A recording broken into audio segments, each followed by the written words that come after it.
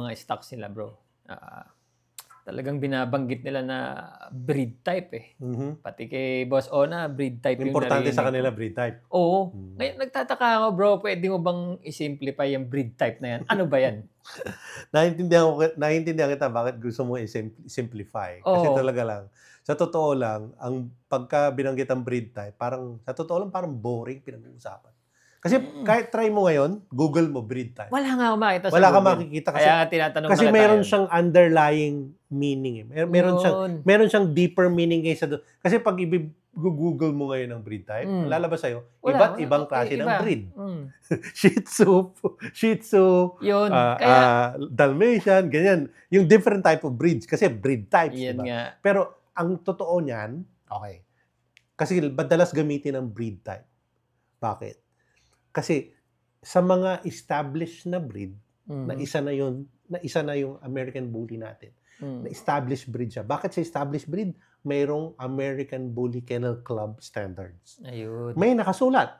Kumbaga kung ano yung mga nakadrawing ay medyo, 'di ba, itsura ng mga bully yan eh. 'Di ba? Pero may sariling, kumbaga may Biblia, may standard ng American Bully, 'di ba? So, sa kanya-kanyang established breed katulad ng French Bulldog, English Bulldog, may kanya-kanya yung breed type. Hindi lang, ang breed type na term ay hindi lang pang-American Bully. Ayun. Okay, may 5 factors yan. Okay, para hindi ako magkamali, no? Breed character, okay, silhouette, second, coat, number 3, head and expression, number 4, and then movement. Ulitin ko, breed character, coat, silhouette, head and expression, and movement. Ano ibig sabihin nun? Sa 5 nabanggit na yon, okay, kailangan yung 5 bagay na yon nakikita ko sa isang breed para tawagin ko yung breed na yon ay American Bully, English Bulldog, French Bulldog ba yan? Okay. Ayun. Try nating suriin. Try nating pag-usapan yung silhouette. Okay, sige. Para mas madaling intindihin, kapag kagabi, merong naglalakad ka sa kalye, bigla na lang may nakita ka anino na sasakyan. Okay. Abay, alam mo na kung pick-up ba yun? Bakit? Siyempre. Sa likod, wala. Wala diba? yung likod niyan eh. Di ba? Kita mo kagad yung silhouette. Or kahit na parating pa lang, yung silhouette, hindi naman anino. Magkaiba yung anino at saka yung silhouette. Eh yung sa silhouette, parating pa lang sa'yo, naaninigan ka. Naaninag mo na, no? Diba? Oo. Alam mo yun, hindi yung kotse. Malayo pa lang, alam mo na. Parang napapansin mo na siya. Oo, alam mo na kaagad. So parang American Bully, pag palapit pa lang sa'yo, dapat American Bully nakikita mo. Kapag ka tinatanong mo ang sarili mo, ano ba yung palapit sa akin? English Bulldog ba yun? French Bulldog ba yun? Pitbull ba yun? Kulang sa breed type yung asong yun. Yung nakikita mo. Bakit? Kasi hindi mo ma-figure out by just looking at the silhouette, hindi mo masabi kung anong breed siya. So, ibig sabihin parang alanganin talaga na alanganin ka. Yung American Bully ko, dapat pagka lumalapit pa lang sa'yo, alam mo na American Bully, pag tinanong mo ako kung pitbull yun, may kulang sa aso. Dahil hindi yun yung breed ng aso ko eh. Diba? Breed character. Ano pa nga ba? Bigyan kita ng example. Isa sa pinaka-dominanting breed character na breed na nakita ko, English Bulldog. May English Bulldog ako noon eh. May kwento ako dati na napaka-tagal na. Pero panahong binaha kami sa bahay. Okay. So, ito yung, meron akong bed nasa baba. So, talagang wala na. Talagang baha na. No? Yung bed hindi pa inabot dito. So, yung tubig nandito. Nilagay ko ang 3 American Bully ko at isang English Bulldog ko. So, umakyat ako sa second floor ng bahay namin dahil baha na nga, di ba? At feeling ko safe na yung mga aso ko dahil nasa taas na, di ba? Malayo na yung baha. Pag-akyat ko pa lang, paghiga ko pa lang, narinigan ko na may nagkalaglagan na. Pagbaba ko, alam mo kung ano naiwan sa kama? Alin? English Bulldog. Totoo to. May character sila na parang talagang, ako hari dito. So, ako ganito. Ano nangyari doon? Nahulog lahat yun. Binalik ko ulit. Tapos inalis ko na lang ang English Bulldog ko. Yung tatlong American Bully ko, nilagay ko na lang sa iba. Yung tatlong American Bully ko, kaya nila magsama-sama sa isa't isa.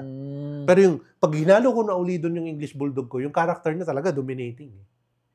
Tapos yung character naman ng French Bulldog, masyado naman papansin. Anong punto ko? Ang American Bully naman, napakalambing, napaka-loyal.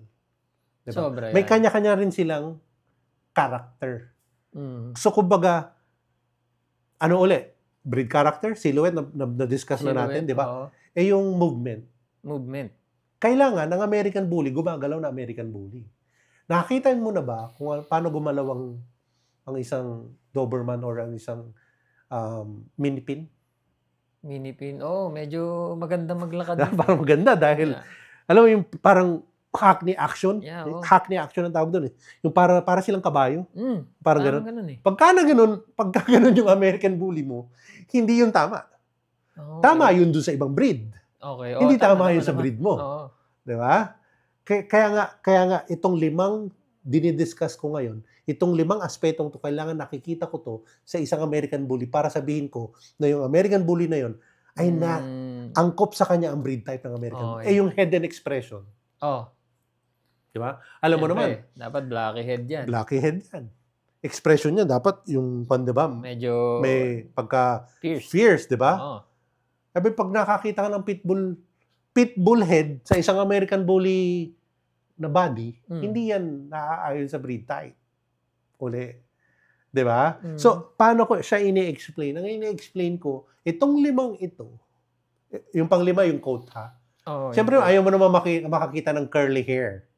Siyempre. Curly coat sa isang American Bully, diba? Hindi naman yata maganda. So very, very, very, very elementary na yun. kung ano yung diba? So, parang ang gusto kong sabihin, itong 5 binanggit ko, breed character, silhouette, head and expression, coat, and movement, kailangan yung 5 yun nakikita ko sa isang American Bully para sabihin kong tama ang kanilang breed type. Nasa breed type sila. They belong to the breed of American Bully.